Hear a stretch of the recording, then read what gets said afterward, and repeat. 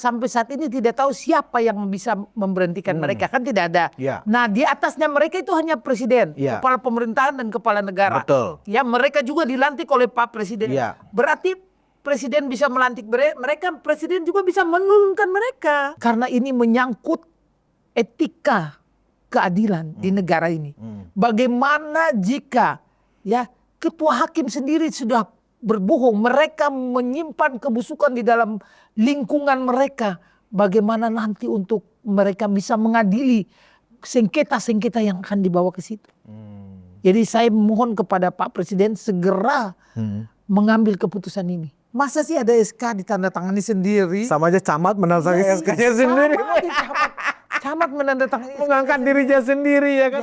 Harusnya kan camat yang mengeluarkan SK kan wali kota atau gubernur kan gitu. Gubernur, ya. Jadi kayak lurah oleh camat. Iya. Nah, itu. RT yang mengeluarkan SK adalah lurah, ya kan, bertingkat. Jadi bertingkat. Nah, ini yang mengangkat siapa? Ini yang mengangkat siapa? Dirinya sendiri.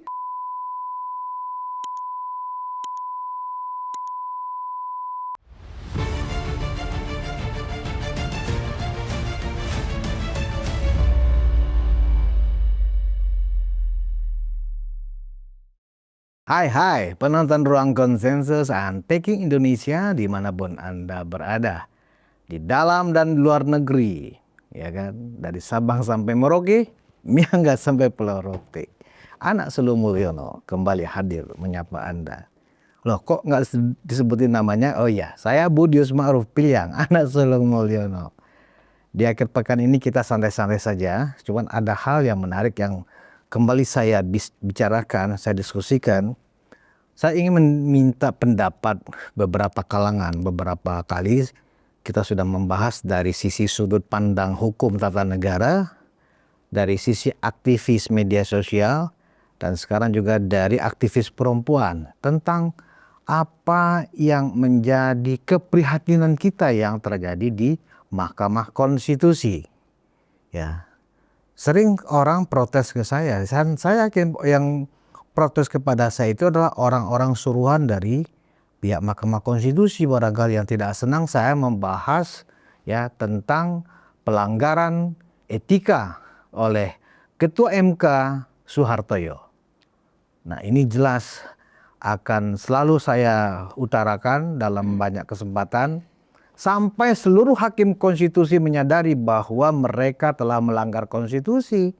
Ya, sebagai telah melanggar konstitusi karena tidak taat pada keputusan pengadilan, kita harus teriakkan terus. Dan kali ini saya meminta pandangan aktivis perempuan, ya, Ibu Diana Murni. Apa kabar Bu Diana? Baik. Wah, Bu Diana juga mengaku kaget, sekaligus juga terkejut. Ternyata orang yang kita anggap mulia ya Bu ya, dipanggilnya aja yang mulia hakim konstitusi. Ternyata ada persekongkolan di dalam situ Bu, ya kan? Iya. Nah, kita ini rakyat, Bu Diana rakyat, saya bagian dari rakyat. Konstitusi itu intinya adalah representasi dari kedaulatan Bu, kedaulatan kita sebagai rakyat, ya, yang dijaga oleh 9 hakim konstitusi, yang ternyata mereka bersekongkol ya membiarkan pelanggaran etika oleh ketua MK-nya dibiarkan begitu saja. Iya. Sangat ironis. Itu yang saya katakan gini Bang Budius. Kita sering bicara reformasi hukum. Iya. Tetapi kita lupa bahwa reformasi itu harus menyentuh lembaganya dulu sendiri. Gitu loh. Kita lupa bahwa mereka tuh tidak menyentuh lembaganya. Ya seperti MK yang terjadi ini. Bagaimana tanggapan Bu Diana dengan jabatan ketua MK yang ilegal ini, tapi sampai sekarang dibiarkan oleh 8 hakim konstitusi lainnya? Iya, inilah mereka ya. MK itu kan bisa memutuskan DPR, presiden, mahkamah. Tetapi kenapa ya untuk lembaganya sendiri ya ada tidak benar di dalam lembaganya sendiri ditutupi. Nah, ini yang kita sebagai masyarakat awam ya, kita tidak paham, tapi kita melihat ini bahwa masyarakat ini dibodohi. Harusnya ya masyarakat ini harus bersuara bahwa MK itu yang biasa, yang kita bilang tadi seperti Pak Budi, yang mulia ketua MK. Harusnya menunjukkan kemuliaannya, jangan kebohongannya. Publik ini kita ini dibodoh-bodohin. Maka kita harus tetap menyuarakan itu. Karena bagaimana dia memutuskan keadilan. Keadilan itu bukan hanya ya sampai di gerbang institusi lain. Tetapi harusnya di MK itu sendiri. Harus. Apa langkahnya membubarkan aja MK? Kan banyak juga pandangan seperti itu. Kalau pandangan bubarkan MK, habis dengan keadaan seperti ini, orang ketua yang mulia aja seperti begitu. Ayo. Orang saya kalau mengikuti sidang, kita ini kan orang awam, rakyat biasa. Kalau melihat sidang-sidang di MK itu begitu rapi, begitu teratur dan memuliakan benar ketuanya. Ketuanya sangat dimuliakan. Tidak bisa juga kita bersuara ya, kita bersuara tanpa perintah dari ketua MK. Jika dia bilang diam, kita diam. Jadi begitu mulia, begitu kita turut. Tapi ternyata kalau ada kebohongan di situ, ada yang tidak benar di dalam internal itu kira-kira bagaimana? Siapa yang harus mengadili itu? Nah, Bu, hakim konstitusi itu kan sudah dianggap levelnya level negarawan. Iya. Iya kan?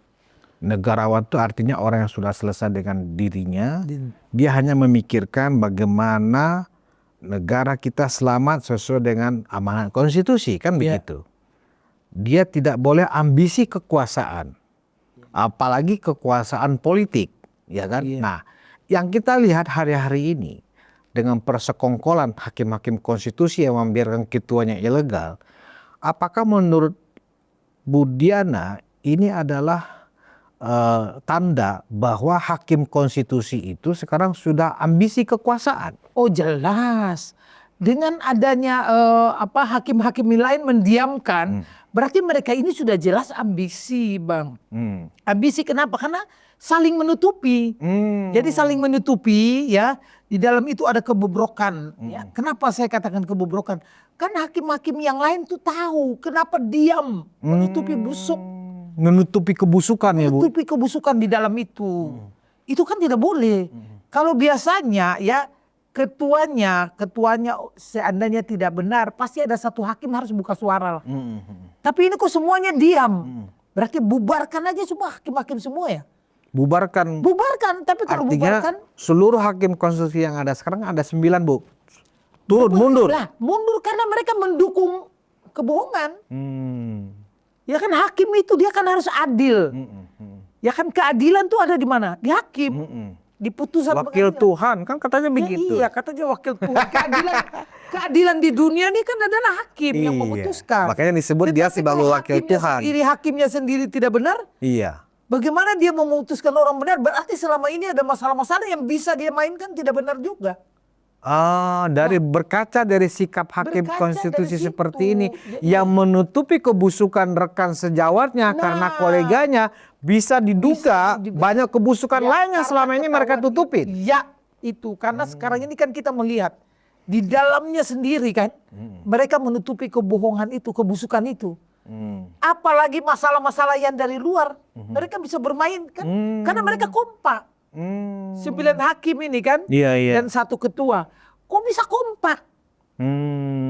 Harusnya kan berarti kita masyarakat udah bisa tahu kalian bisa kompak di dalam, apalagi ada kasus-kasus kalau kalian kompak selesai udah itu. Berarti jalannya negara ini yang akan melahirkan misalnya yang paling krusial di dalam di tangan hakim konstitusi ini adalah ketika terjadi sengketa pilpres misalnya. Kebanyakan artinya keputusan hakim konstitusi ini menentukan nasib republik ini selama 5 tahun. Iya kan begitu, Bu? Iya kan? Nah, coba kita bayangkan belajar dari kondisi yang sekarang, mereka bersekongkol menutupi kebusukan.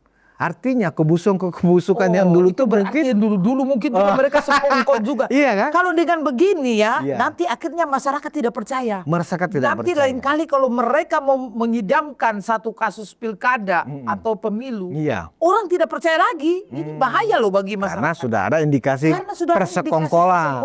Persekongkolan itu, makanya dibubar dulu gitu. Bagaimana kalau dibubar dulu tuh hakim-hakim?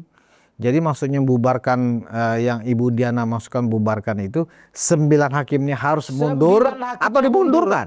Dimundurkan kalau mereka tidak mau mundur. Kan udah ketahuan nih. Biasanya kalau menteri ketahuan korupsi dia biasanya mundur. Iya, ya atau kan? diberhentikan oleh presiden. Dia langsung diberhentikan. Ini kan mereka Tetapi atasannya ini kan nggak ada, mereka, Bu. Nah, ini kira-kira mereka ini di atas siapa? Kita masyarakat juga bingung. Bingung, iya benar ya Saya kan? sebagai masyarakat. Siapa yang berhak menyuruh mundur hakim Siapa yang konstitusi? berhak Nggak ada, karena Tidak ada, atasannya karena kan mereka paling tinggi. mungkin atasannya adalah Tuhan. Bingung kita, Bu ya? Bingung. Saya juga bingung ya. Siapa yang akan memecat mereka, suruh bubarkan mereka itu kira-kira siapa yang harus bilang itu? Bu, kita ingat kita kan menganut azas res politika, ada eksekutif, Eksekutif, legislatif, dan yudikatif. Ya. MK ini kan di bagian yudikatifnya, Yudikatif. ya kan? Nah, artinya di dalam sistem res politika tetap presiden di dalam aturan kita dalam berkonstitusi adalah kepala pemerintahan dan kepala negara. MK adalah instrumen negara. Artinya instrumen negara, kepalanya tetap adalah presiden. Nah, kalau melihat dari situasi itu, posisi seperti itu, berarti kalau kita tadi bertanya-tanya, siapa ya yang di atas mereka ini? Ya pasti Ya, presiden. Karena mereka kan dilantik juga oleh presiden. Nah, iya. apa pandangan Ibu? Apakah presiden ya harus turun tangan untuk membuat semacam pernyataan 9 hakim konstitusi saya perintahkan untuk mundur karena saya adalah kepala negara. Kalian sudah melanggar hukum misalnya. Ya Gimana? ini karena kita kan sampai saat ini tidak tahu siapa yang bisa memberhentikan mereka, kan tidak ada. Ya. Nah, di atasnya mereka itu hanya presiden, Ya. kepala pemerintahan dan kepala negara. Betul. Ya, mereka juga dilantik oleh Pak Presiden. Ya. Berarti presiden bisa melantik mereka, presiden juga bisa menurunkan mereka. Oh, Harusnya berarti bisa yang kita lantik Iya, kita juga iya, bisa iya, turun karena iya. kesalahan mereka. berarti kita lihat urutannya siapa yang melantik kalau begitu. Ya. Itulah yang bisa menurunkan. Yang bisa melantik, yang melantik adalah presiden. Berarti bisa menurunkan juga presiden karena kesalahan mereka. Oke, sebelum kita kembali apakah apa yang harus dilakukan oleh presiden, saya ingin bertanya ke Bu Diana mengenai kepantasan dan kewajaran atau tidak apa yang terjadi di MK. Menurut Bu Diana, sebagai orang awam, sebagai rakyat biasa, orang yang juga bukan bidangnya hukum tata negara, Iya. tapi secara umum, ketika sebuah SK pengangkatan dia itu dibuat oleh dirinya sendiri, ditandatangani sendiri, ya kan? Dan teman-temannya tahu sesama hakim konstitusi, apakah itu beretika, bermoral atau tidak menurut Ibu? Ya itu sudah tidak beretika, sudah jelas tidak beretika. Tetapi siapa yang mengontrol mereka di dalam? Jika hakim-hakim ini semua tutup mulut, terus siapa yang bisa tahu? Nah, kalau memang seperti ini harusnya ya masyarakat itu berteriak ya, harusnya biar nanti ke depan itu kan mau pemilu, pilkada, ada nilai kepercayaan terhadap hukum ini. Karena sekarang kan orang bicara reformasi hukum, tetapi bagaimana tidak lembaganya sendiri tidak benar, ya kan Pak. Jadi harus mestinya ya MK ini dibubarkan. Harusnya presiden membubarkan karena ini sudah ketahuan kebusukannya di dalam. Jadi harus satu-satunya jalan harus dibubarkan dulu, dibubarkan dulu semua. Nanti bagaimana mungkin ada reformasi, ya mungkin presiden bisa mengatur lagi bagaimana. Dan sekarang kalau yang memutuskan ya keadilan di negeri ini berbuat tidak benar, bohong, lalu yang kita percaya siapa lagi? Siapa yang kita percaya lagi? Siapa lagi kalau ada masalah-masalah sengketa terus kira-kira masih mau percaya lagi nggak? Padahal Ibu sebagai aktivis sering meneriakkan dalam orasi-orasinya Bu Diana, supremasi hukum ditegakkan, supremasi hukum ditegakkan. Lah, apa yang perlu ditegakkan ketika para hakim konstitusi yang menjadi penjaga konstitusi ya justru ya menyimpan kebohongan yang sekarang sudah diketahui oleh publik. Iya. Bagaimana Ibu? Ya ini makanya publik juga bingung karena dari tadi kan saya bilang kita nih bingung siapa yang bisa menurunkan mereka gitu loh, kan kita bingung dengan itu. Kalau ini menteri yang berbuat salah sudah kita tidak perlu bicara. Pasti presiden yang berhenti, ya kan, betul. Nah ini hakim yang mulia yang biasa kalau kita dengar tuh memang mulia, saya percaya banget bahwa dia itu adil seadil-adilnya. Ternyata manusia ini kita berarti tidak bisa percaya ya bahwa manusia ini ada adil seadil-adilnya. Benar, berarti kita dengan begini nanti seandainya ada lagi pilkada atau sengketa-sengketa pilkada gitu ya. Mungkin nanti kalau ini tidak dibubarkan, masyarakat tidak percaya lagi loh. Ini akan nanti terjadi keributan juga. Bisa terjadi saling gugat, menggugat yang akhirnya orang tidak, misalnya ada keputusan yang diambil oleh Pak Suhartoyo ini ketika dia memang tidak sah sebagai hakim sebagai ketua Mahkamah Konstitusi, ya kan? Misalnya keputusan sengketa pilkada di sebuah kabupaten misalnya. Iya. Yang merasa dimenangkan sudah dilantik oleh presiden. Tetapi ketika yang dikalahkan ya dari hasil keputusan MK, dia menggugat ya kan ke petun bahwa putusan MK yang memenangkan Bupati X misalnya itu harus batal demi hukum karena cacat hukum, diputuskan oleh para hakim konstitusi yang tidak beretika. Ya. Nah, kan jadi ribut ini, Bu. Oh, ini pasti jadi ribut ini, bahaya ini. Ya, karena keputusan pengadilan itu yang memutuskan keadilan itu harusnya dia juga adil. Dia harus koreksi dirinya, dia adil dan jujur, bersih. Baru dia bisa memutuskan satu masalah. Kalau dia sendiri tidak bisa ya mengontrol dirinya sendiri, bagaimana dia bisa memutuskan masalah orang lain? Nah itu yang tadi itu. Masa ada SK ditandatangani sendiri kan? Saya baru pertama dengar ya SK kita tanda tangan sendiri. Kecuali ini perusahaan kita sendiri. Kalau memang perusahaan kita sendiri ya yang punya kita sendiri atas nama kita ya, atas nama keluarga bolehlah kita. Boleh, ya, karena uang kita ya kan. Uang kita sendiri, perusahaan-perusahaan kita sendiri kita tanda tangan sendiri. Lalu ini kan Mahkamah Konstitusi. Ya ampun ini. Makanya saya bilang ya bagaimanapun kalau memang mereka mendengar ini para hakim-hakim itu adulah kalian mundur aja lah daripada nanti masyarakat jadi terpecah lagi nih nanti jadi. Saya khawatirnya akan dikepung oleh massa rakyat ya berdemo ke kantor Mahkamah Konstitusi untuk meminta seluruh hakim konstitusi meletakkan jabatan karena kalian sudah cacat moral. Iya, ya kan? Itulah. Apakah harus seperti itu, Bu? Iya, makanya sebelum seperti itu mending mereka mundur aja gitu loh. Itu sudah keterlaluan ya, sudah tidak beretika di mana Ketua Mahkamah Konstitusi menandatangani SK-nya sendiri. Aduh, malu kita saya sebagai masyarakat awam ya yang tidak mengerti hukum ya. Tapi dengan bahasa ini, dengan kalimat ini aja kita udah bingung. Masa sih ada seperti itu gitu loh. Apalagi orang hukum nanti yang bicara gimana itu. Iya. Nah kita sekarang sedang bertanya-tanya di mana rasa malu itu ada sekarang. Padahal kan rasa malu itu kan bagian dari kehormatan dan integritas seseorang. Apalagi manusia yang sudah selevel seperti hakim konstitusi ini, Bu. Ya kan? Kalau rasa malu pun itu sudah digadaikan oleh seorang yang kita anggap mulia, ini kayaknya benar-benar kalau dulu Pak Jokowi pernah bilang revolusi mental, sepertinya revolusi mental itu harus dimulai dari hakim konstitusi. Nah, itu benar. Pendapat Bu Diana. Betul. Seharusnya reformasi mental itu mulai dari hakim karena nanti dia yang akan memutuskan. Maka harusnya dia mentalnya direformasi dulu, benar-benar sudah benar, baru dia memutuskan benar atau salahnya orang. Nah itu loh. Jadi kalau saya melihat ini juga gini loh. Mereka ya para hakim dan ketua ini mungkin mereka menganggap bahwa tidak akan ketahuan kebohongan mereka.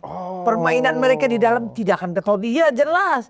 Karena yang tahu hanya mereka 9 hakim itu. Biasanya dari 9 itu ada satu yang menolak. Biasanya kan begitu ya. Tapi tidak terdengar juga, tapi kok tidak terdengar dari 9 itu tidak ada yang menolak juga. Nah, kok bisa ini muncul ke publik? Nah, kok tiba-tiba muncul ke publik? Nah, kalau muncul ke publik, kalau memang mereka merasa bahwa itu tidak benar, harusnya mereka klarifikasi. Apakah saat ini sudah ada hakim-hakim itu mengklarifikasi? Saya belum lihat itu. Belum ada. Saya belum lihat. Jadi Bu Diana, kami di ruang konsensus ini hampir 2 pekan ini ya mencoba mengangkat persoalan ini ke publik. Ya, pertama supaya ini menjadi sebuah diskusi publik untuk sama-sama mencari jalan keluar atas, saya anggap waktu itu sebagai darurat konstitusi. Iya. Ya kan? Hingga hari ini pun ya, ketika kita berdiskusi di studio ini, Bu Diana, pihak Mahkamah Konstitusi sendiri tidak ada respon. Oh. Artinya ada dua kemungkinan kalau tidak ada respon. Mereka mengakuin bahwa apa yang kita diskusikan itu benar. Bahwa memang telah terjadi cacat etika, cacat moral, ya, yang sebagaimana mestinya tidak terjadi, dibiarkan terjadi dan sah, seolah-olah sah. Ya kan? Iya. Sehingga mereka mau misalnya mengajukan protes atau mengajukan atau menegur kita bahwa yang kita diskusikan ini salah, mereka tidak lakukan. Dalam posisi itu mereka merasa serba salah. Yang kedua, ya, mereka diperintahkan untuk diam, jangan respon. Nah, padahal sesuatu yang dianggap diam itu berarti benar, kan begitu, Bu? Intinya diam-diam berbahaya. Diam-diam berbahaya. Oh, jadi mereka belum ada respon. Belum ada respon sampai saat ini. Padahal sudah hampir 2 pekan dan hampir lebih dari 5 episode saya bahas masalah ini. Dan teman-teman YouTuber lainnya, Bu, ya juga sudah membahas ini, ya. Dan sama bahwa hasil investigasi, bahkan sahabat saya Irjan di Mosato TV, Iya. ya melakukan semacam investigasi administrasi bahwa memang telah terjadi kebohongan yang dilakukan oleh Mahkamah Konstitusi. Sampai Irjan pun melakukan semacam penelusuran di websitenya Mahkamah Konstitusi. Mestinya, ya menurut Irjan, seluruh dokumen yang menjadi produk MK itu ditaruh di website, bisa dilihat oleh publik. Khusus SK pengangkatan, Iya.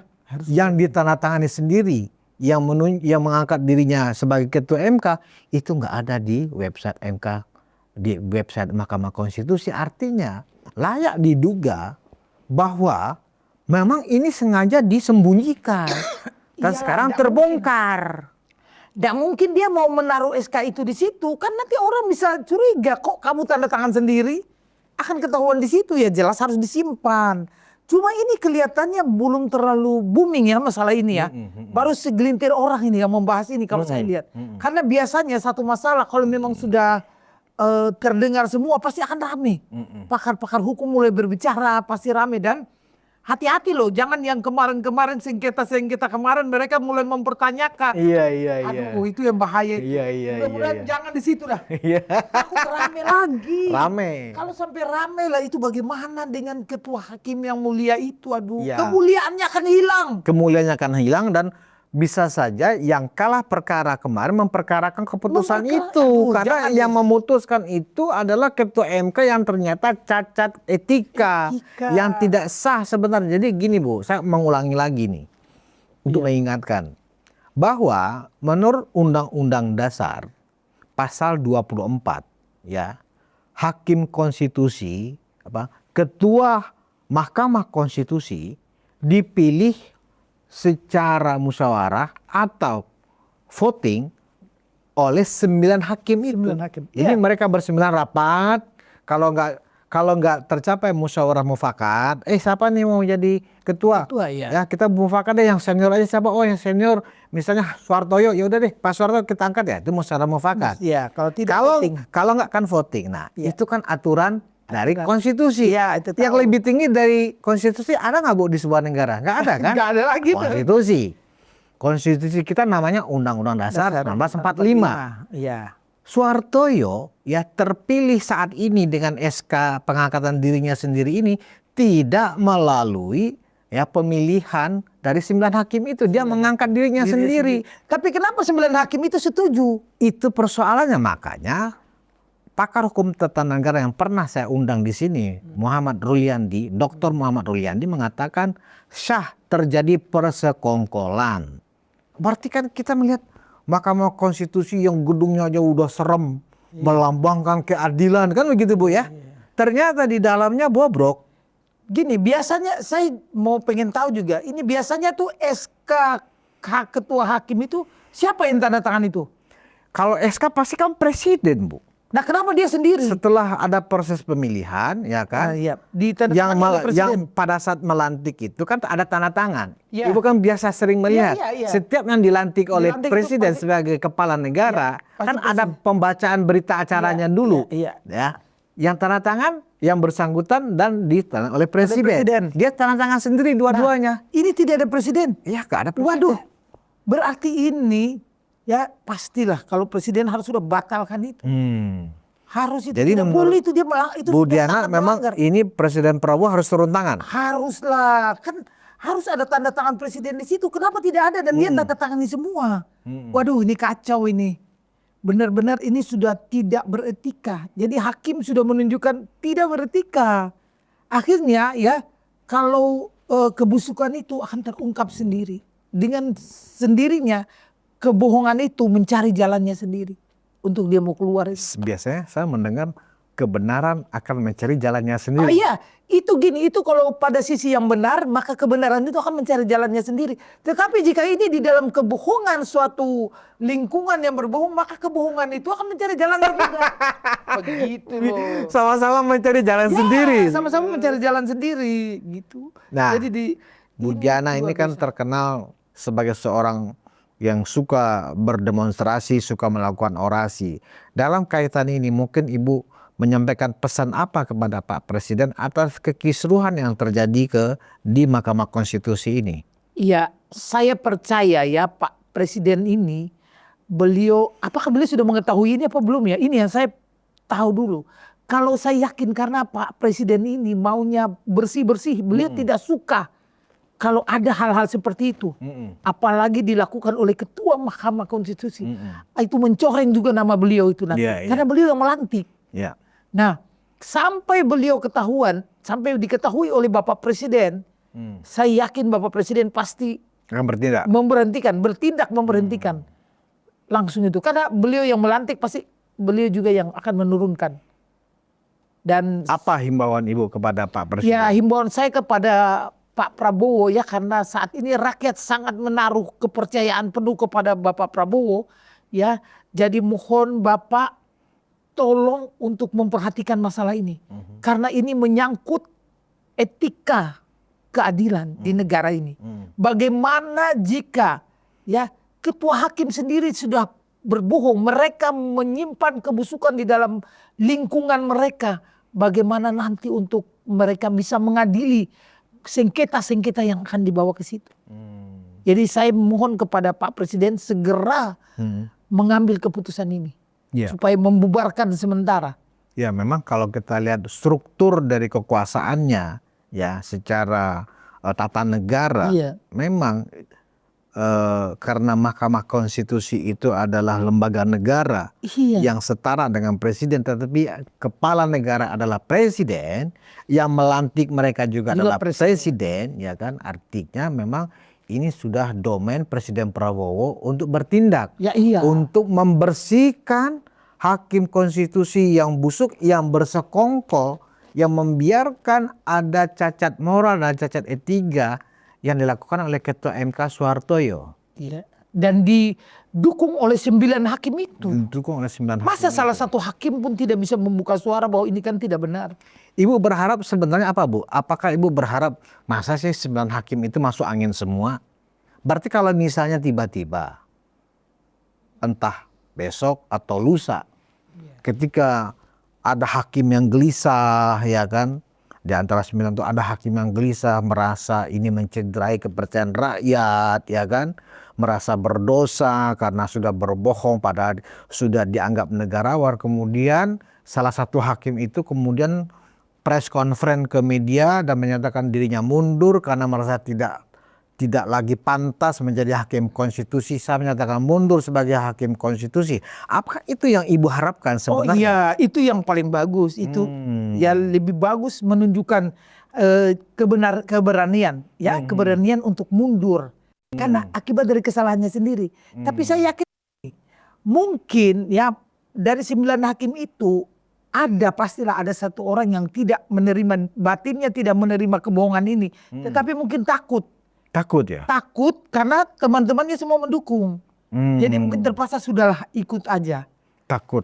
Takut karena apa, Bu? Orang takut itu kan karena salah, setahu saya, Bu. Bukan, takutnya begini loh, kan ini satu kelompok nih, satu tim nih, 9 hakim nih, 8 sudah setuju, masa saya sendiri 3 ya sudah aku ikut-ikut, padahal batin saya ini tidak menerima gitu loh. Ya itu rasa ketakutan bukan berarti takut dimarahin atau takut dipukul, bukan. Takut dia tidak enak sama teman-temannya. Akhirnya mendukung kebohongan itu. Ya dia tidak berani juga, takut juga tidak berani membongkar kebenaran itu. Takutnya terjadi sesuatu hal di luar atau rame atau apa dari mulutnya. Itu mungkin dia pikirkan itu juga. Padahal sebenarnya batinnya mungkin tidak menerima kebohongan itu. Nah itu antara dua, ada satu juga memang mereka sekongkol semua gitu. Tidak ada satupun yang ada merasa takut. Sudah sekongkol 95 itu. Karena buktinya kalau tidak bilang sekongkol, buktinya bisa terjadi tanda tangan dirinya dan dibiarkan. Dan dibiarkan. Kalau memang dia tidak terima juga pasti dia udah buka suara di luar. Nah sekarang begini, Bu, kan ada DPR. Iya. Ya kan?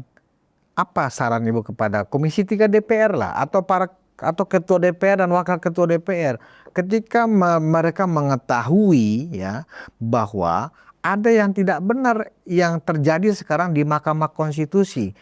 Anggap saja sekarang mereka sudah tahu dengan melihat video kita misalnya. Ya kan? Apakah menurut Ibu misalnya ya, ketua DPR sekarang kan dari PDIP, Puan Maharani. Ya kan? Apakah karena ada kepentingan juga dengan 9 orang ini, biarin aja deh, kita kan ntar ada kepentingan. Ya kan ada 1-2 orang kita yang ada di sana. Nah, apakah karena kepentingan-kepentingan seperti itu makanya DPR, seluruh partai yang ada di parlemen kan itu ada di sana, Bu. Ya, dan ada 3 hakim konstitusi diusulkan dari parlemen, dari Senayan. Nah, menurut Bu Diana, apakah ada unsur-unsur seperti itu akhirnya pembiaran ini juga terjadi, dibiarkan oleh DPR maksudnya. Jika ada unsur seperti gitu berarti terlalu berani itu juga DPR. Karena itu terlalu berani, saya yakin juga mungkin tidak kali ya Bang. Tidak, karena kalau memang sampai dia membiarkan itu berarti itu juga suatu kejahatan yang dia lindungi, kebohongan yang dia. Berarti DPR melindungi kejahatan. Berarti dia juga melindungi kejahatan itu, saya yakin tidak. Kejahatan kepada konstitusi. Ibu ya. Iya, dan tapi saya yakin ya, mungkin Komisi 3 belum tahu ini atau sudah tahu, tapi mereka lagi bagaimana caranya ini bagaimana membongkar ini, atau kita diam aja dulu, tunggu belum rame nih, kita atur dulu di belakang bagaimana. Nah mungkin kalau sudah rame, biasanya DPR kalau sudah rame langsung bertindak. Oh, mereka takut mengambil inisiatif. Ya mungkin masih takut mengambil inisiatif atau belum tahu, tapi tidak mungkin belum tahu, kita rakyat di bawah aja, saya masyarakat biasa aja udah tahu.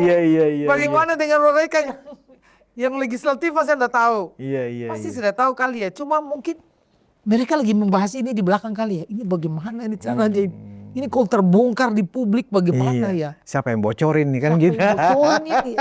Jadi kalau bisa, kalau memang dari Komisi 3 belum mengerti, kita sebagai rakyat mohon ya, wakil rakyat kita yang ada di Komisi 3 untuk segera memanggil ketua MK ini ke DPR untuk diminta pertanggungjawabannya. Iya, diminta pertanggungjawabannya, dan kemudian pada saat itu juga secara kompak Komisi 3 meminta Ketua MK Suhartoyo mengundurkan diri atau kami mundurkan, kan gitu ya Bu ya. Itu keren, itu biar dilihat masyarakat, DPR sangat luar biasa, wakil rakyat yang luar biasa. Kalau berani seperti itu, ya ini sudah jelas-jelas, kalau ini kan sudah jelas-jelas kebohongan, sudah melanggar etika. Ya jadi wajar lah kalau DPR langsung memanggil untuk meminta pertanggungjawaban di situ, langsung pun menurunkan di situ dan dilihat oleh seluruh masyarakat Indonesia. Tadi Ibu mengatakan ini adalah bagian dari apa yang disebut dengan kejahatan kepada konstitusi. Iya. Ya kan? Kalau kejahatan pada konstitusi itu dilakukan oleh misalnya rakyat biasa, ya kita memaklumi mungkin karena rakyat gak paham konstitusi, kan begitu ya. Tapi kalau kejahatan konstitusi itu dilakukan oleh orang yang dianggap mulia, ini intinya ya kan, hakim konstitusi, mereka seperti raja konstitusi. Kita yang muliakan Paduka Raja yang kita muliakan. Nah ini dia rajanya konstitusi. Tiba-tiba raja, jadi bisa ini raja konstitusi membohongi lembaganya sendiri. Membohongi lembaganya sendiri. Membohongi. Sama Dia- yang kita bilang raja membohongi ininya. Aduh itu tuh sangat tidak bagus ya di mulut kita kalau kita mendengar seorang raja seperti itu. Nah ini kan raja. Padahal mereka kebanyakan profesor loh Bu. Iya, aduh. Ini suatu yang sangat memalukan karena dia raja, ya, raja keadilan. Raja keadilan. Jadi raja di atas raja ini pokoknya ini dia paling di atas, ini sudah tidak ada lagi. Nah, kalau sudah begini terjadi, saya yakin dengan adanya podcast ini pasti mereka akan turun. Sebelum diturunkan oleh DPR, dipanggil oleh DPR dan diturunkan. Seperti tadi kata Bang Badius, mau mundurkan diri atau kita yang turunkan. Nah itu tadi keren kalau sampai DPR mengatakan demikian. Iya. Kejahatan Biar konstitusi. kepercayaan rakyat kepada DPR Ini makin. saya baru dapat istilah ini. Setiap saya membahas ini selalu dapat istilah baru. Kemarin saya dapat istilah tragedi di Mahkamah Konstitusi. Sekarang dari Budiana dapat lagi istilah ini adalah kejahatan pada konstitusi. Dan saya pikir betul ini kejahatan pada konstitusi. Padahal mereka itu kan sering dijuluki sebagai the guardian of constitution. Artinya penjaga konstitusi lah. Apanya yang dijaga gitu. Itu penjaga konstitusi, sekarang penjahat konstitusi. Kan penjaga. Iya. Ini penjahat. Sudah berubah. Sudah berubah. Bermetamorfosa ya menjadi penjahat konstitusi. Iya, jadi sebenarnya ini nggak layak ya. Kalau kasih istilah penjahat itu sebenarnya tidak salah. Karena dia melakukan kejahatan. Memang melakukan kejahatan ya. Melakukan kejahatan. Karena yang seorang hakim itu jangankan melakukan kebohongan, melanggar etika aja nggak boleh ya Bu ya. Nggak boleh. Karena dia yang mulia. Kita kalau dengar kata yang mulia, itu loh. Udah seperti nabi. Jadi memang apa ya, kalau saya melihat masalah ini tuh agak kaget dikit ya. Saya sebagai masyarakat yang istilahnya dari akar rumput yang paling bawah kita ini ya. Akar rumput yang paling bawah kita aja bingung dengan masalah ini. Apalagi nanti bagaimana dengan pakar-pakar hukum, dengan pengadilan-pengadilan. Itu bagaimana melihat ini gitu loh. Sama aja mereka ini setelah ketahuan masih juga bungkam ya, sama aja mereka itu mengkhianati setidaknya lembaga-lembaga pengusulnya. Iya. Lembaga pengusulnya siapa? Ya kan, menurut konstitusi mereka ini kan berasal dari 3 lembaga pengusul. Iya. 1, Mahkamah Agung. Yang kedua, parlemen sendiri, ya kan? Yang ketiga adalah presiden. Baru ketiga lembaga pengusulnya tidak dihargai oleh para hakim konstitusi ini. Iya. Jadi layak memang disebut kejahatan konstitusi. Kejahatan. Kalian dilantik oleh presiden loh. Presiden melantik kalian, ternyata kalian membuat kejahatan di dalam itu. Itu ya memang makanya penjahat konstitusi lah. Apapun ini harus dipertanggungjawabkan. Harus dijelaskan kepada rakyat. Saya pernah bertanya kepada rakyat lewat DPR Komisi 3. Menurut pakar hukum tata negara, Dr. Muhammad Ruliandi itu begitu Bu. Saya tanya begini, Pak, apakah memang jangan-jangan para hakim ini memiliki argumentasi yang kuat bahwa Pak Soehartoyo mengangkat dirinya sendiri itu dibenarkan, ada klausul-klausulnya. Saya berani katakan itu tidak ada celah hukum apapun untuk mengatakan bahwa itu sah dilakukan. Begitu, itu pakar loh Bu. Doktor hukum tata negara mengatakan tidak ada celah yang membenarkan tindakan Pak Soehartoyo. Katanya begitu Bu. Nah itu jangankan pakar, kita ini yang buta hukum, masyarakat bawah. Mana ada sih SK ditandatangan sendiri. Itu aja udah. Kalau kita kan bicara yang sederhana ya. Kalau pakar kan bicaranya beda lagi ya. Ya mungkin dengan bahasa yang tinggi. Kalau kita masyarakat dengan bahasa yang rendah aja ya. Masa sih ada SK ditandatangani sendiri? Sama aja camat menandatangani SK-nya sendiri. Camat menandatangani mengangkat dirinya sendiri ya kan. Harusnya kan camat yang mengeluarkan SK kan wali kota atau gubernur kan gitu. Gubernur ya. Jadi kayak lurah oleh camat. Iya. Nah, itu. RT yang mengeluarkan SK adalah lurah, ya kan, bertingkat. Jadi bertingkat. Nah, ini yang mengangkat siapa? Ini yang mengangkat siapa? Dirinya sendiri. Berarti dirinya sudah seperti Tuhan kali Bu ya. Iya ampun, sudah kan dia mungkin pikir bahwa yang mulia itu adalah raja, jadi dia raja. raja keadilan. Raja keadilan. Siapa yang akan menyalahkan dia? Tidak ada. Orang dia raja keadilan, dia di atas keadilan segalanya. Dia yang memutuskan. Dia bisa memutuskan DPR, dia bisa memutuskan bahan undang-undang juga dia bisa. Dia bisa kan? Bisa memutuskan undang-undang. Nah masa di dalamnya sendiri dia bisa menyimpan kebohongan itu. Luar biasa. Luar biasa memang. Jadi sudahlah. Kalau saya lihat masalah ini mungkin mudah-mudahan didengar oleh mereka hakim-hakim itu. Kita menunggu Bu ya, apakah ada di antara 9 itu yang berani berinisiatif atas nama rakyat, atas nama kepercayaan rakyat kepada MK. Ada salah satu di antara mereka, atau salah 2 atau salah 3, atau mungkin 8 hakim lainnya di luar Soehartoyo press conference dan menyatakan mundur sebagai hakim konstitusi. Keren. Itu keren banget. 4 jempol Bu ya. 4 jempol. Jempol kaki kita pun angkat. Kita langsung besok kita podcast angkat jempol kaki. Kita podcast memuji mereka. Memuji. Kalau hanya 1 pun kita tetap memberikan satu belum. 1 kita masih begini, masih terbalik. Tapi setidaknya kalau ada 1 orang saja yang menyatakan mundur, setidaknya kita memberikan setidaknya kita memberikan apresiasi. Dia jangan hanya mundur, tetapi dia membuka kejadian ini. Kira-kira ini atas inisiatif siapa? Iya, dia buka semuanya. Dia saya mengundurkan diri, tetapi ini akas begini. Dia menjelaskan semua. Kira-kira bisa nggak itu? Membuka kotak Pandora semuanya. Iya, ya kan? Dia menjelaskan siapa inisiatif di balik semua ini. Nah itu lebih keren. Biar mungkin siapa sutradara dari semua ini. Ya sutradara kan? Maksudnya inisiatifnya siapa ini. Akal-akalannya siapa. Jadi kalau ada salah satu hakim konstitusi yang mengundurkan diri. Kalau hanya sekedar menyatakan mundur. Kurang keren Bu ya. Tapi kalau selain itu dia juga menjelaskan kepada masyarakat, kepada publik, kepada presiden yang melantiknya, ada apa sebenarnya sehingga ini terjadi. Maaf. Itu baru paten Bu ya. Paten. Jadi dia mengundurkan diri sambil memohon maaf.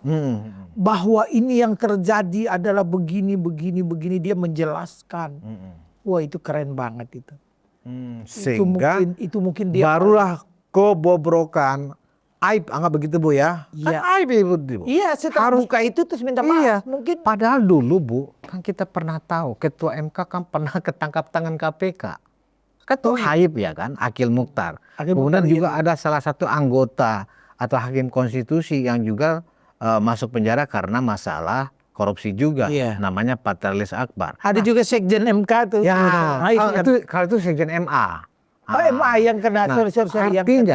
Artinya Bu, setelah sekian lama tiba-tiba ada aib lagi di Mahkamah Konstitusi dan ini lebih substansial. Kalau ini tuh tidak bisa. Karena dampaknya ya kalau ini tidak segera diganti, keputusan ya yang diambil oleh Soehartoyo sebagai ketua MK, baik keputusan tentang judicial review ya kan maupun tentang sengketa Pilpres, sengketa pemilu dan sengketa pilkada, itu nanti bisa saling gugat-menggugat dan tak terselesaikan. Mereka tidak menerima keputusan MK karena MK cacat hukum katanya. Kan begitu. Makanya ini harus segera ya tindak lanjut ini. Ini tidak bisa dibiarkan lama. Tapi kalau dibiarkan lama, masyarakat makin bersuara makin ramai.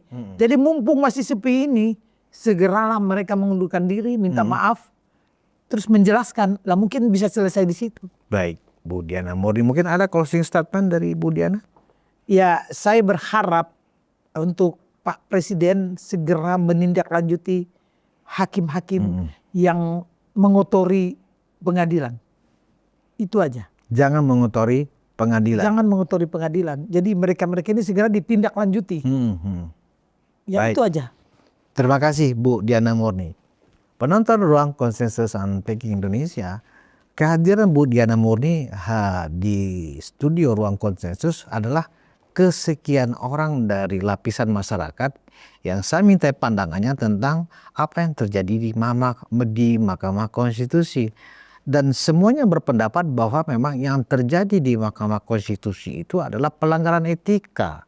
Karena pengangkatan Pak Soehartoyo sebagai ketua MK dengan membuat SK sendiri, menandatangani sendiri untuk pengangkatan dirinya sendiri ketua MK, itu memang tidak pernah terjadi. Jangankan untuk seorang pejabat ketua MK, seorang RT saja mengangkat dirinya sendiri, memilih dirinya sendiri, dan kemudian mengeluarkan SK untuk dirinya sendiri aja, itu sudah pelanggaran etika dan pasti akan dibully oleh warganya. Apalagi ini sebagai seorang ketua MK. Jadi memang satu-satunya dan mungkin juga sebagai jalan keluar dari persoalan ini adalah pertama, seluruh hakim konstitusi yang ada itu dengan rasa penuh tanggung jawab, kalau bukan kita sebut sebagai rasa malu, mengundurkan diri saja dari jabatannya, ya, sehingga ya kemudian lembaga-lembaga pengusul kembali mengajukan nama-nama untuk mengajukan untuk sebagai pengganti mereka. Misalnya MA mengajukan 3 nama, DPR juga kembali mengajukan 3 nama, Presiden juga mengembalikan 3 nama, yang benar-benar wanti-wanti jangan lagi mengulangi kesalahan yang terjadi di hakim konstitusi yang ada sekarang. Dan Presiden memang punya otoritas tertinggi untuk menertibkan dan menyelesaikan kisruh yang ada di Mahkamah Konstitusi, membiarkan cacat moral dan cacat etika ya yang ada di jajaran hakim konstitusi itu adalah kewenangan Presiden untuk segera memutuskan, mencopot atau mengganti mereka semua. Kira-kira demikian, kita tunggu responnya. Wassalamualaikum warahmatullahi wabarakatuh.